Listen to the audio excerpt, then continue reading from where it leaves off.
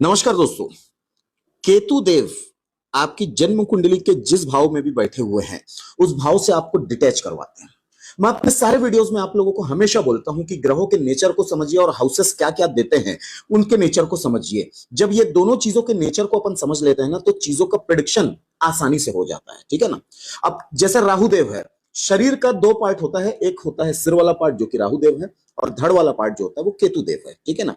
तो आज केतु देव के बारे में बात करते हैं, मतलब धड़ के बारे में बात करते हैं। अब जहां राहु देव जो है वो अटैच करवाते हैं चीजों से, अब केतु देव जो है वो डिटैच करवाते हैं। केतु देव जो होते हैं वो मोक्ष के कारक देवता बोले जाते हैं। मान लीजिए कि किसी की कुंडली में अगर 10th हाउस में केतु देव बैठे हुए हैं। अब 10th हाउस क्या होता है? 10th हाउस आपका वर्क प्लेस होता है। केतु देव यहाँ डिटैचमेंट कराएंगे आपको। आप बार बार बोलोगे कि यार मुझे मेरे जॉब में मजा नहीं आ रहा है, कुछ अच्छा फीलिंग नहीं मिल रही है, किक नहीं मिल रहा है, मुझे अपने जॉब पे मजा नहीं आ रहा है। यहीं अगर चंद्रदेव भी अगर साथ में बैठ गए तो सबसे पहले तो ये लग गया है आपको ग्रहण दोष, ठीक है ना। अब चंद्रदेव भी कुंडली में मन के कारक है। अब यहां आपका मन करेला ऊपर से नीम चढ़ा, अब मन भी नहीं लग रहा है और केतुदेव डिटैचमेंट भी दे रहे हैं। ऐसा व्यक्ति 2 साल में 3 बार जॉब चेंज ही कर लेगा, उसको अपने जॉब से सेटिस्फेक्शन ही नहीं मिलेगा, डिटैच्ड रहेगा।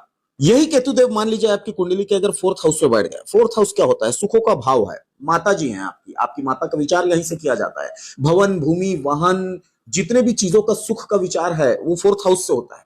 अब ऐसे कंडीशन में इस जातक को हमेशा लगेगा कि यार सुख वुख तो सब ठीक है, ये अपनी जगह है, कहीं हिमालय हिमालय चला जाता हूं, वहीं मैं ध्यान करूंगा, योग करूंगा, मेडिटेशन करूंगा, साधना करूंगा, और ये सारी चीजों को सुखों से आपको डिटैच करवाएगा यहाँ के केतुदेव। मान लीजिए किसी की कुंडली में केतुदेव अगर 5th हाउस पे बैठे हुए हैं। 5th हाउस क्या है? 5th हाउस एजुकेशन का हाउस है। आपकी एजुकेशन कंटिन्यूटी में नहीं रहेगी। आप पढ़ना चाह रहे हो मेडिकल, घर वाले बोलेंगे कि नहीं बेटा सीए की तैयारी कर। आप पढ़ना कुछ और चाह रहे हो, घर वाले बोलेंगे नहीं बेटा ये वाला चीज का पढ़ाई कर।